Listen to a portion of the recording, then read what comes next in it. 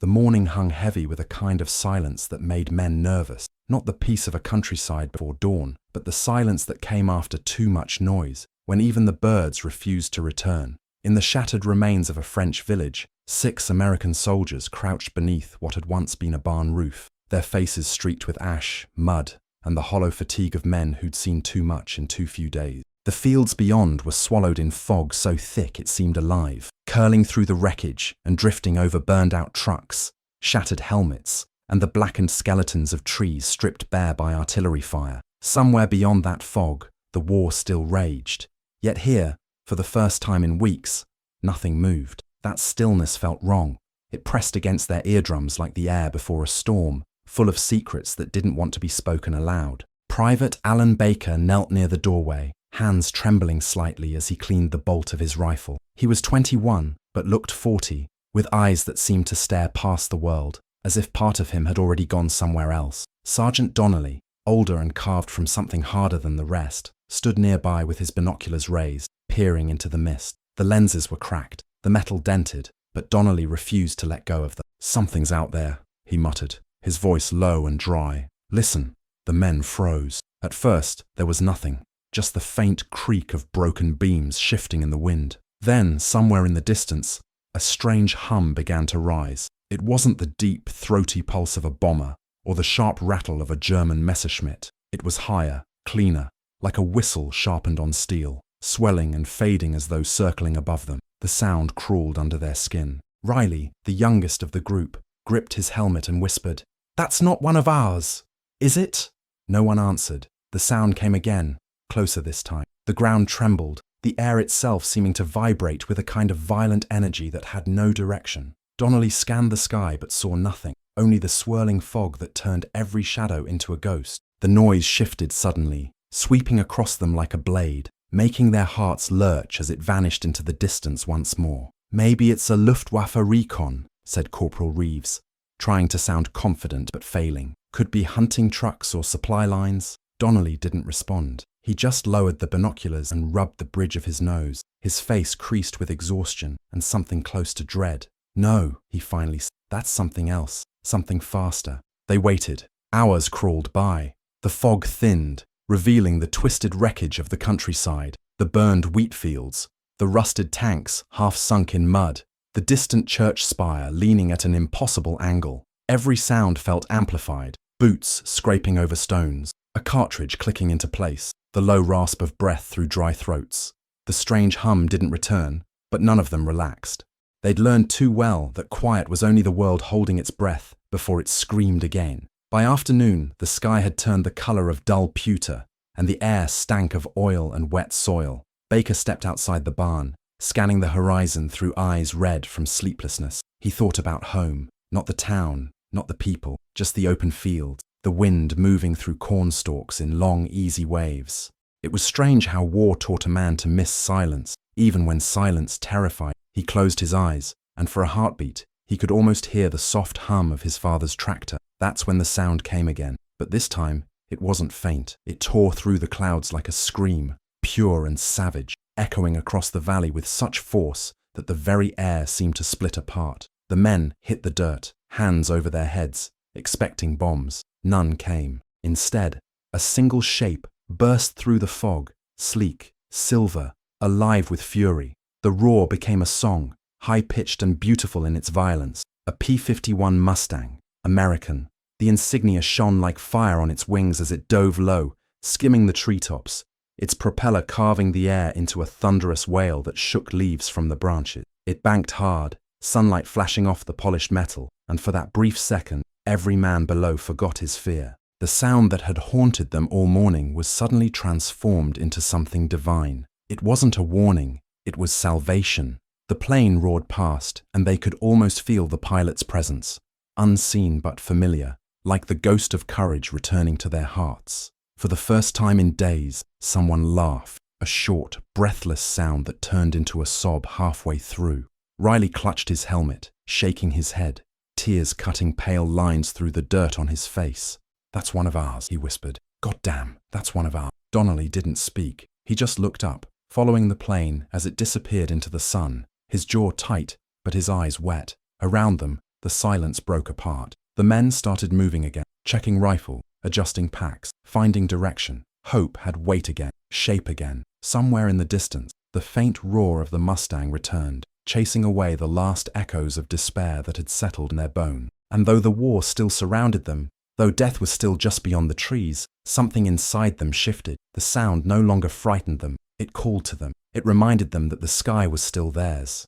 Tell me where you're watching from. What part of the world are you hearing this story? When the sound finally faded into the distance, the world seemed smaller, as if the air itself had been emptied of something sacred. The men remained there for a long while, watching the empty sky, as if the silver streak might return. But the fog had swallowed it again, and only the faint echo of that engine remained in their memories. Sergeant Donnelly broke the silence first. "Pack it up," he said, his voice flat, but beneath it there was a tremor, a quiet urgency none of them missed. "If that Mustang's up there, it means our lines aren't far. We move east. Now." No one argued. They gathered their things in silence, slinging rifles over shoulders that ached from days of carrying everything they owned. Their boots sank into the soft, black mud as they moved through what had once been a wheat field, now a graveyard of metal and smoke. The smell of burned rubber mixed with the faint sweetness of wet earth and death. It was a smell no man forgot once he knew it. The forest opened onto a narrow road lined with trees so tall they seemed to pierce the clouds. Shrapnel had torn into some of the trunks, leaving scars of raw wood and ash. The wind whispered through them like voices too tired to speak words. The men walked single file, rifles ready, eyes scanning the edges of the fog. They'd learned the rhythm of war. Quiet always came before something terrible. Yet even in that quiet, there was a new pulse among them, something carried by the echo of that P-51's scream. For days, they'd been drifting without purpose, reduced to mere survival. But now, they had direction again, however faint. Hope wasn't a word soldiers used often. It didn't belong to the language of men who buried their friends in shallow dirt and kept moving. But it was there, silent and stubborn, lodged deep in the chest. As they walked, Baker fell into step beside Donnelly. "You think it saw us?" he asked, his voice low. Donnelly didn't look up. "If it did, it'll send word. Maybe drop a message. Maybe bring friends." His tone carried something dangerous.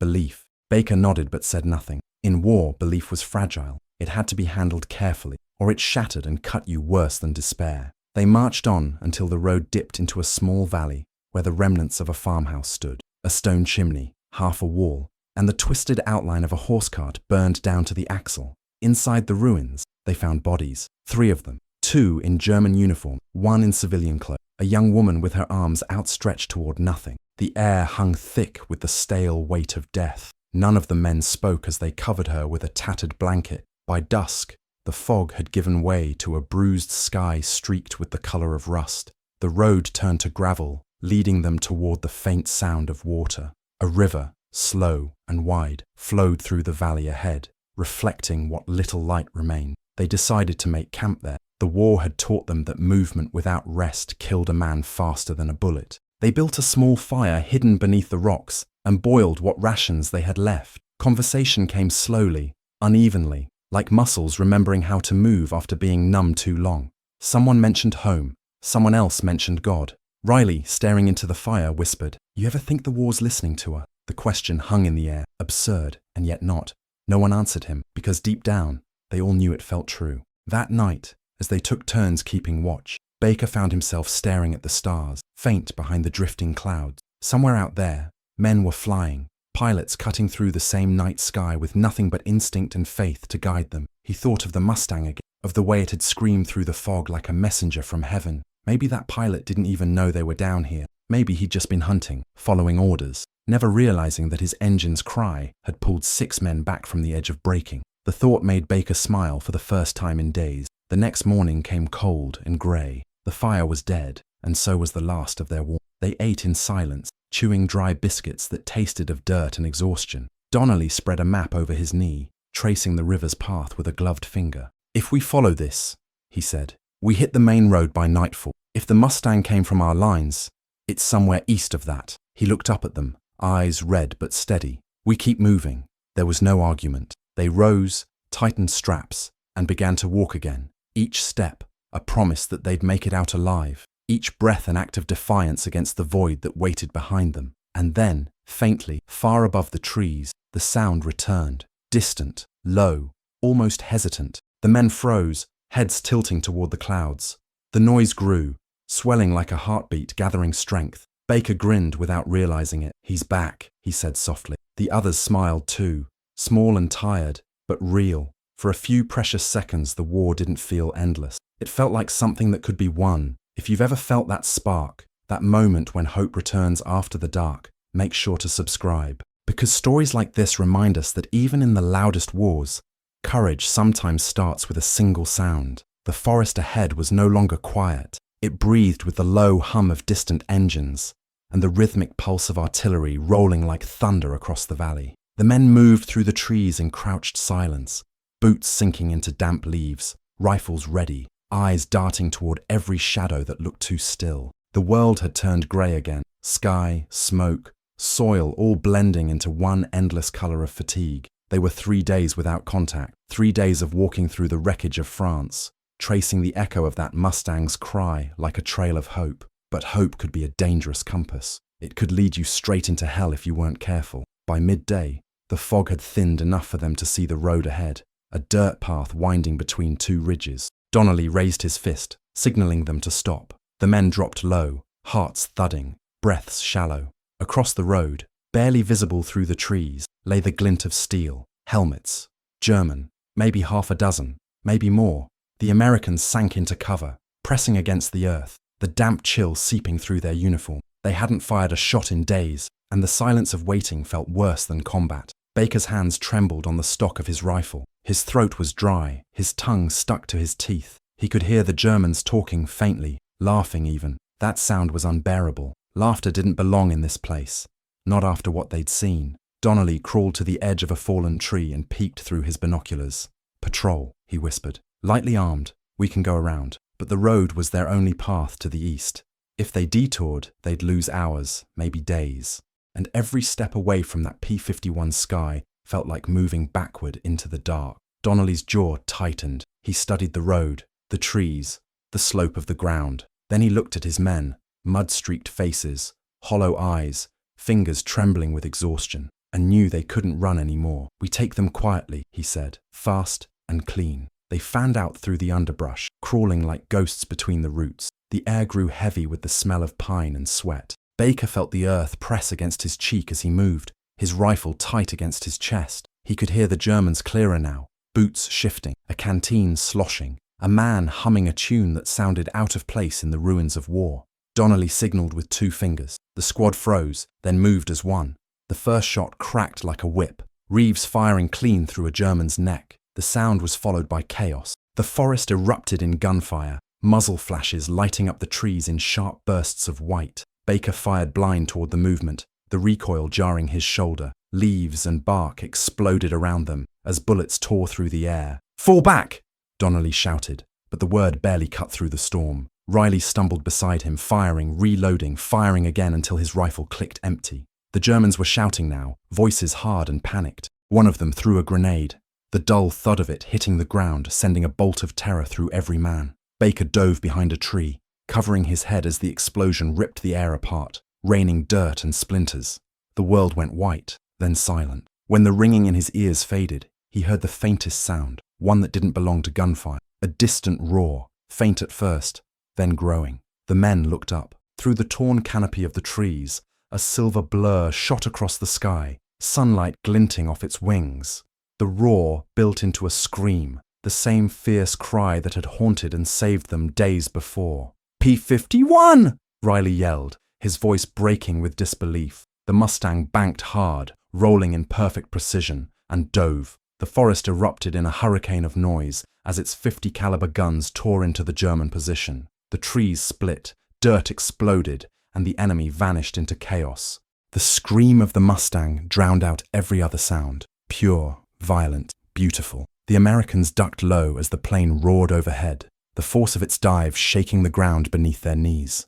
It climbed again, circled once more, then dove a second time, strafing the road until nothing moved. Then, just as suddenly as it had come, it pulled up and vanished behind the ridge, leaving only smoke and silence in its wake. The men rose slowly, stunned, their ears ringing. their hands still gripping weapons they no longer needed to fire. Donnelly wiped the grime from his face and looked at Baker. "He saw us," he said quietly. "He damn well saw us this time." Baker nodded, but his eyes were still fixed on the horizon, on the lingering echo of that scream. It had come at the exact moment they'd needed it most, like a promise that someone up there still knew they were alive. Around them, the battlefield was silent, except for the crackle of burning branches and the whisper of leaves falling through the smoke. For a brief, fleeting second, it didn't feel like a war. It felt like deliverance.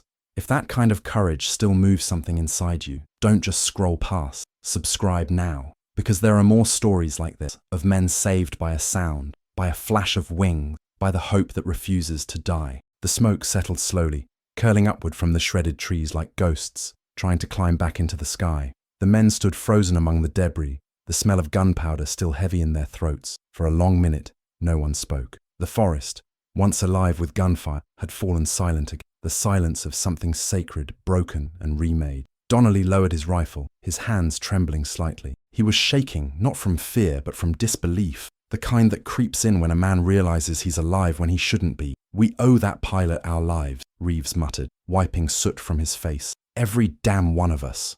Baker didn't answer. His eyes were still fixed on the horizon, on the thin line of smoke trailing where the Mustang had vanished. He felt it deep inside, the connection between men who'd never meet, who'd never even exchange words, yet shared the same fight, the same fragile thread that bound the living to the dead. They gathered what they could from the fallen Germans: ammunition, a compass, a half-burned map marked with red pencil lines leading north. Donnelly studied it, the corners fluttering in the faint breeze. "Looks like there's a supply depot past the ridge," he said. "If we reach it, we can rejoin the division." His voice was steady again, commanding, the old fire returning. The others nodded. The battle had drained them, but survival had filled them back up with something raw and stubborn. They began to move through the forest, stepping over the broken branches and torn earth. The smell of smoke followed them, clinging to their uniforms, marking them as survivors. As they climbed the ridge, the sun began to break through the clouds, turning the ash-grey world into a wash of gold. The trees thinned, and soon they reached open ground, a wide stretch of meadow pockmarked with shell craters and littered with the bones of old battle. To the north, beyond the haze, lay the faint outline of a town. Baker could see the steeple of a church rising above the ruins, crooked but still standing, a strange symbol of endurance.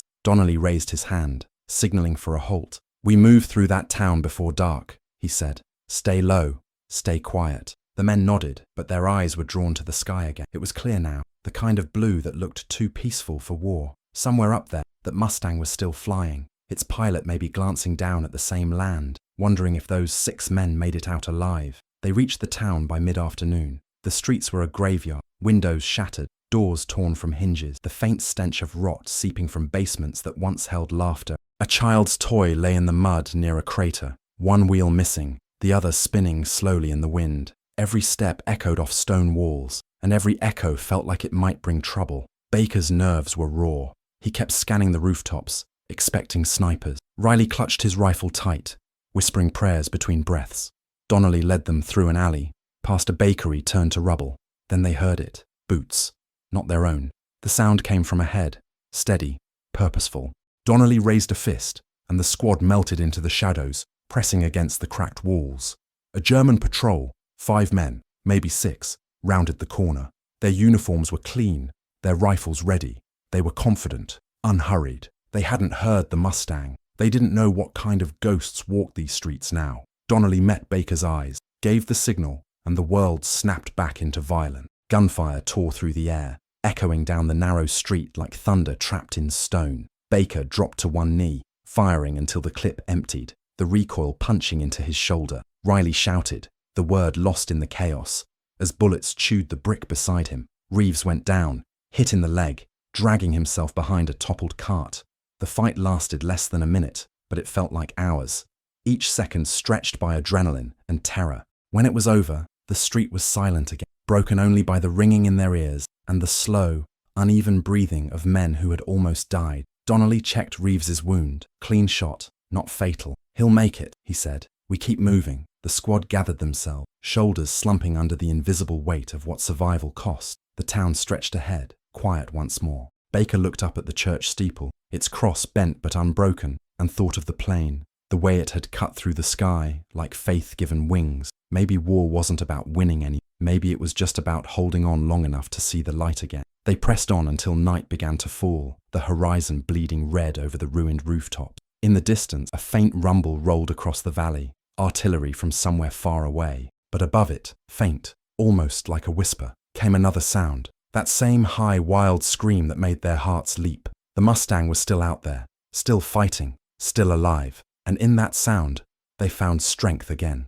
If that sound means something to you, if you've ever held on to hope when everything around you was falling apart, hit subscribe, because these stories aren't about war. They're about the heartbeat that keeps us human when the world goes dark. Night crept over the ruins like smoke, slow and suffocating. The men found shelter in what had once been a stone chapel, its roof half gone, its stained glass shattered into 1,000-colored shards, scattered across the floor like fallen stars. The fire they built flickered weakly, its light bending through the broken glass and painting their faces in fractured reds and blues. No one spoke for a long time. The only sound was the soft hiss of wind moving through the holes in the walls, carrying faint echoes of the day's violence. They had made it through the firefight, but each man wore the same expression, eyes hollow, movements slow, like the body had survived, but the soul was still catching up. Baker sat near the altar, his rifle leaning beside him, hands clasped as if in prayer, though he didn't know what to pray for. In front of him, the figure of Christ on the wall had been blasted away, leaving only the outline of nails and the faint scorch marks of fire. He stared at it for a long time, thinking how strange it was that even stone could burn. Riley sat nearby, pressing a bandage against Reeves's leg. The wound had stopped bleeding, but every now and then Reeves winced, muttering curses that faded into laughter that didn't sound right. Donnelly watched them all quietly, his back to the wall, one hand resting on his pistol, the other clutching the crumpled map they'd taken from the Germans. His eyes stayed sharp, but there was a shadow behind them, the look of a man who carried every ghost he'd ever met. Outside, the sky flashed occasionally with the dull bloom of distant artillery. It was far enough that it sounded like thunder, yet close enough that each flash painted their faces in pale light. Baker finally spoke. "You think that pilot knows what he did for us?" His voice was rough, barely a whisper. Donnelly didn't answer immediately. He took a slow breath, rubbing his temples before saying, "Doesn't matter if he knows. What matters is he did it." He looked at Baker, his gaze steady. "Sometimes that's all there is in war. You save who you can, and you don't look back." The silence that followed wasn't empty. It was full of everything they didn't say. Regret, fear, gratitude. They all knew how fragile life had become. 1 second of luck, one gust of wind, one bullet an inch off course, and everything changed. The fire popped, sending a spray of sparks into the cold air. Baker watched them float upward, vanishing before they reached the ceiling. He thought about home again, the sound of rain on tin roofs, the smell of oil and soil, the way his mother's hands always seemed to know how to fix whatever was broken. It was strange how war turned memories into lifelines, little pieces of peace you carried in your head so you didn't drown in the noise. Later, as the others drifted into uneasy sleep, Donnelly sat alone, the map unfolded on his knees. He traced their route with his finger, following the lines toward the east where friendly lines were supposed to be. The Mustang's appearance had changed everything. Before, they were wandering. Now, they had purpose again. The pilot didn't just save their lives.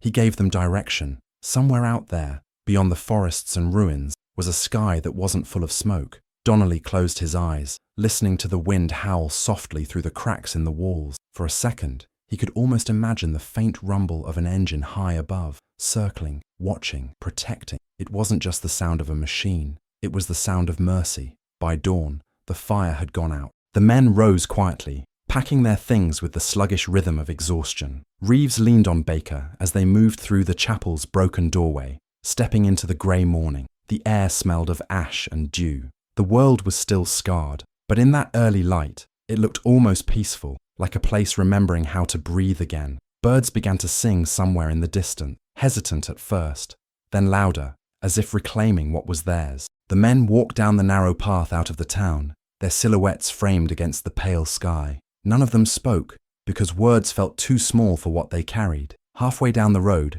Baker turned back for a moment. He looked at the chapel, at the shattered cross, the broken windows, the traces of colour left behind by glass that had once told stories of faith. He thought about the Mustang again, about how its scream had become something he could believe in. Maybe faith wasn't found in churches anymore. Maybe it flew on silver wings. If you believe that courage still has a voice, that hope can sound like thunder cutting through the dark, make sure to subscribe, because stories like this aren't about the past. They're about the fire that keeps us alive, no matter how cold the world becomes. The forest thinned as they moved east, giving way to open fields that stretched far enough to make them feel exposed. The road had become nothing more than a scar of cracked dirt cutting through the green, a wound the land hadn't yet healed. The air smelled faintly of smoke and wet grass.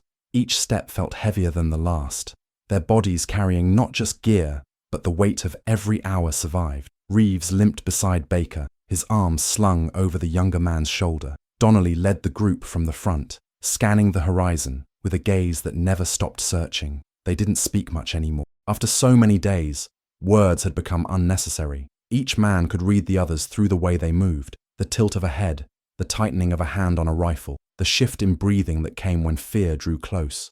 By noon, the sky had turned hard and blue, and the sun pressed down on them with an almost cruel brightness. The silence felt louder here. No planes, no artillery, no gunfire, just the crunch of boots and the rasp of breath. They came across the remains of a convoy, American by the looks of it. Trucks burned down to skeletons, crates split open, bullet holes peppered across the metal. The ground was littered with casings and the torn remains of uniforms. Donnelly crouched beside one of the bodies, brushing dust from the insignia on the shoulder. "Recon unit," he said quietly. They didn't make it far. He looked up, scanning the sky again, as if expecting the Mustang to appear out of the blue. "We can't end up like them." The words settled deep into every man's chest. They didn't need to be told twice. They spent the afternoon pushing through the open ground, nerves frayed by the vastness of it all. War had trained them to fear the unseen, and here there was nowhere to hide. Every shadow felt like a rifle sight. The sound of a crow's wings made Riley flinch. When they reached a line of hedges near dusk, they stopped to rest. The river they'd been following curved into a broad bend below, reflecting the dying light. For a few minutes, none of them moved. They just watched the water. It was strange how beauty still existed here, in the middle of so much ruin. Baker thought about his brother back home, still training, still believing that the war was a story that ended with parades. He wondered if he'd ever be able to tell him what it really was, how it stripped men down to bone and memory, how even victory didn't feel like winning. As the sun dipped, the first sound of engines returned, not the deep rumble of tanks, not the harsh growl of German aircraft, but something sharper, cleaner. The men rose instantly, eyes searching the sky. There it was again, that rising, piercing scream, the P-51, its silhouette cut across the clouds, sunlight flashing off the canopy. It rolled gracefully, banking low over the fields before climbing again into the light. This time, it wasn't diving or fighting, it was scouting, watching. The pilot dipped a wing as he passed, a gesture so subtle it might have been the wind, yet every man on the ground felt it, a silent acknowledgement, a promise. Donnelly lifted his hand in response as if the pilot could see him. "We're still here," he said softly. The words came out more like a prayer than a statement. The Mustang disappeared behind the ridge, leaving only the fading hum of its engine, but that sound stayed in them. It filled the empty places that hunger and fear had carved out. It told them they weren't forgotten. When night came again, they camped beside the river. The stars appeared one by one, faint but steady, and for the first time in weeks, they could see the sky without smoke or fire. Riley lay back against his pack, staring up. "Do you think he'll come back tomorrow?" Donnelly didn't answer right away. "Maybe," he said finally. Or maybe he already did what he was meant to do. The others fell silent, each lost in his own thoughts. The water whispered beside them, and somewhere far off, an owl called. The war seemed distant here, almost unreal, but they knew it wasn't over. It was only sleeping. Baker sat awake long after the others had fallen asleep, staring at the reflection of the stars rippling in the dark. He thought about the pilot again, wondering what his name was, where he came from, whether he'd ever know that a single moment, a single sound, had changed the fate of 6 strangers on the ground. He thought about home again, but now it wasn't the ache of loss that filled him. It was something quieter, something like peace.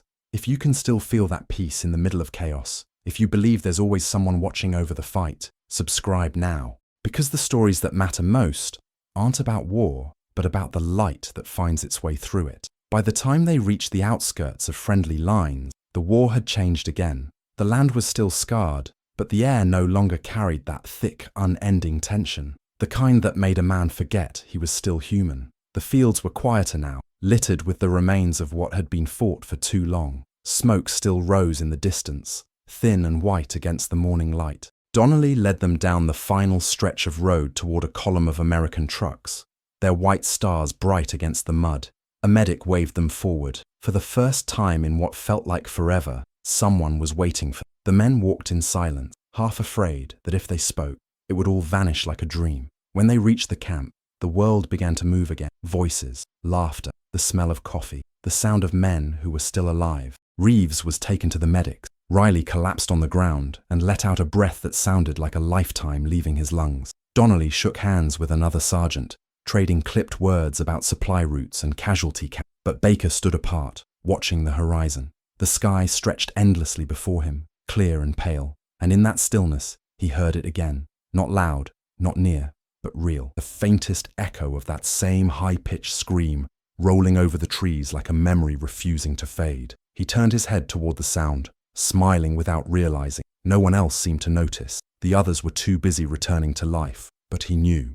The pilot was still out there, somewhere in the sky, still carving hope through the clouds. Later, when the light began to fade and the camp settled into quiet, Baker sat on an overturned crate beside the trucks, staring at the fields beyond. The war wasn't over, not yet, but for the first time, it felt like it might end someday. He thought about the days in the fog, the forest, the gunfire, and the scream that had split the air like salvation. He thought about how everything they'd endured, the hunger, the fear, the blood, had led to that single sound that had reminded them what it meant to keep moving. It wasn't about victory, it was about endurance, about holding on until the noise of destruction gave way to something purer. As the last light disappeared, he imagined the Mustang again, its silver wings glinting as it rolled through the heavens, that steady hum echoing across the empty sky. He wondered if the pilot ever looked down and saw the faces of the men he saved. Maybe not. Maybe that didn't matter. Maybe the act of saving, unseen and unthanked,